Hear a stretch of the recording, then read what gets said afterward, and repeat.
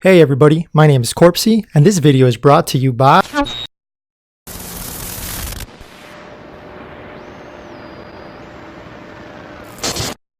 And don't forget to use code Corpsi at checkout to receive your free money.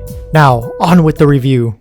Sagebrush is a first-person narrative game with a cult-like story. Instead of experiencing the story firsthand, you experience it through environmental storytelling and lots of reading.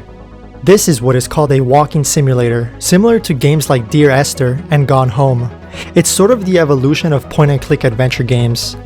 The name Walking Simulator was a huge turn away for me, since I've never really paid attention to the genre and wasn't planning on ever trying it out. But then I played this game. You play as a nameless protagonist. You might as well just be a camera since you never see yourself throughout the entire game. After a quick little intro kicking off the story, the game drops you off in the entrance of a farm, which is where you'll spend the rest of the game exploring. You make it to this small building which acts as the game's tutorial. Here you find a key that turns on the generator to the building. Ah jeez, a key labeled generator key. I wonder if there's a generator somewhere. The game never tells the player directly what to do or where to go.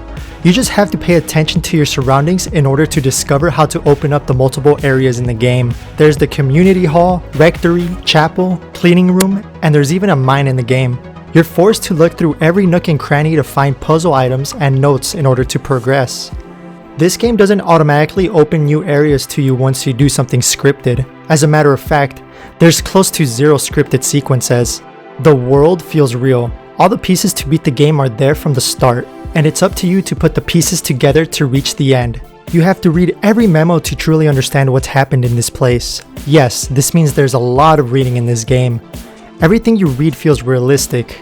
After a while, I started believing these characters were real people with real problems. It took me about an hour to truly get engaged in the story, which is halfway through the game as it's roughly a 2-hour-long journey. During the first hour, I was admittedly bored. I was wondering why I had to find a key to open this gate instead of just hopping over the very small fence.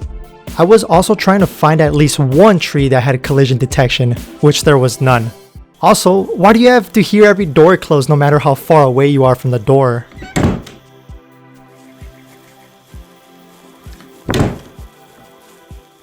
I have to use someone else's gameplay because my audio didn't record, and also there's absolutely zero replay value.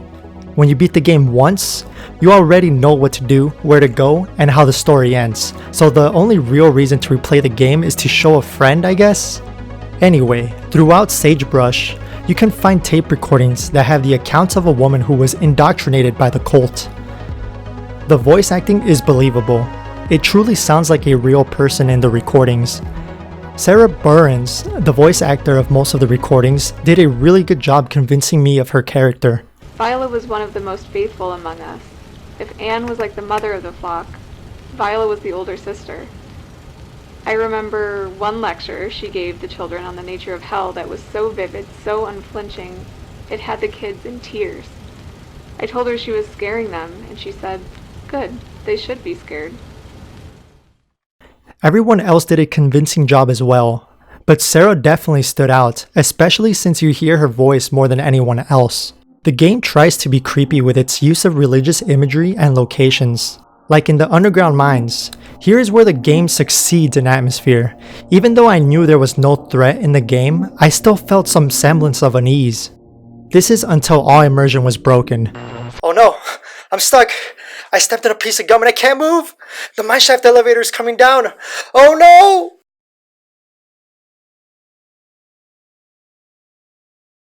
You may have noticed I haven't talked about the graphics. Well, you've been looking at them this entire time. I like the PlayStation 1 aesthetic. It feels unnecessary, but it's not distracting one bit. It even adds to the style of the game. Nonetheless, I've never been one to deduct points from a game purely on the graphical quality.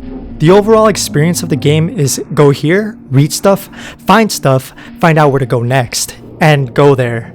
Rinse and repeat with minor changes in the formula. Sometimes you may need to read a memo to find a code for a door, or simply look for a key that labels where you can go next. The environments are interesting and the story is good, but it does take a while to get rolling. I personally don't believe in numbered based ratings, so I'll just say this. If you're a fan of walking simulators, Sagebrush feels like more of the same with a cliche and unoriginal premise.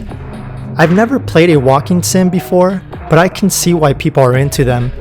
This game is not going to convince a newcomer such as myself to the genre. If you're a fan of walking simulators and creepy cults, definitely give this game a try. I truly believe the creator, Nate Burns, gave it his all in this project. If you're like me, who's new to the genre, I would recommend to start with more popular games like Gone Home or FIREWATCH. Then come back to Sagebrush once you're familiar with how walking simulators work and what to expect. Hey everybody, this has been a review of Sagebrush. Make sure to like and subscribe to see more reviews from UberCrit. You can click on the left window for another UberCrit review, or if you want to see more of me, you could click on the right window for a review of Captive, an indie horror game I reviewed on my channel. And thank you for the support, and thank you UberCrit for having me on this channel.